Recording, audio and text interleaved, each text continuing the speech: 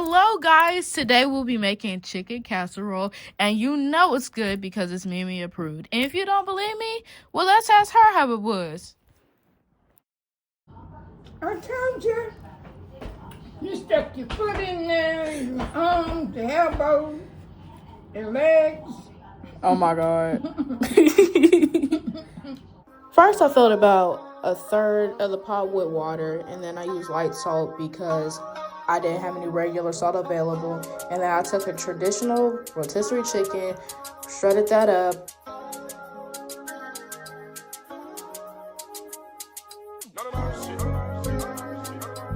Then I let my pasta boil. Then what you're gonna do is when the pasta is done, when you strain it, you wanna shock it with cold water. After you saute your veggies until they get somewhat soft, you're gonna add your cream of chicken soup. Then you're gonna take half of the chicken soup can with milk or water, your preference, your choice. Then watch it until it bubbles and then constantly mix. Then put your desired seasonings in.